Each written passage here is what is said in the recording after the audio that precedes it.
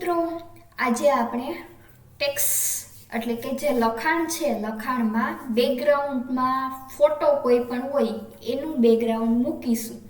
તો કેવી રીતે મૂકવું? તો સૌથી પહેલાં તમારા પીસીમાં જે જગ્યાએ ફોટો પડેલો છે એ ફોટા ઉપર ક્લિક કરી અને ઓપન વિથ પેન્ટ બ્રશ આપી દેવાનું.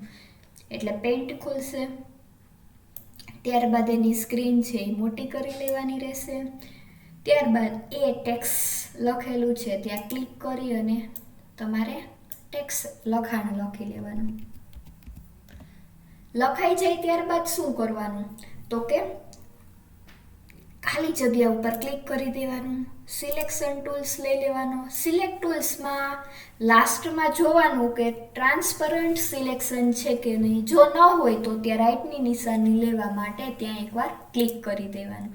તો જુઓ આવી ગયું મારે રાઈટની નિશાની. ત્યારબાદ શું કરવાનું? તો કે આ ટેક્સ્ટ છે એને સિલેક્ટ કરી લેવાના. સિલેક્ટ કરી અને આ પિક્ચરના બેકગ્રાઉન્ડ ઉપર ગમે ત્યાં તમે રાખી શકો. ત્યારબાદ શું કરવાનું? તો કે કલર 2 છે એ બ્લેક લઈ લેવાનો.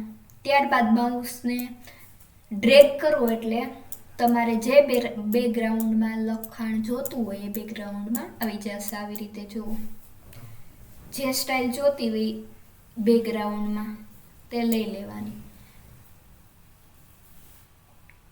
આવી રીતે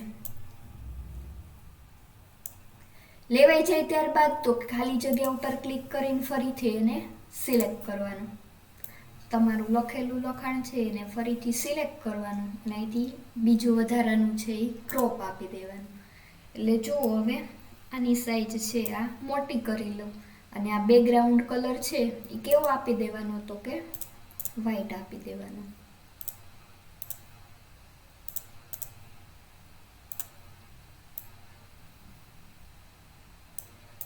આવી રીતે. તો આ ટેક્સ્ટ લખાણ તમે પણ તમારા પીસીમાં એપ્લાય કરી શકો.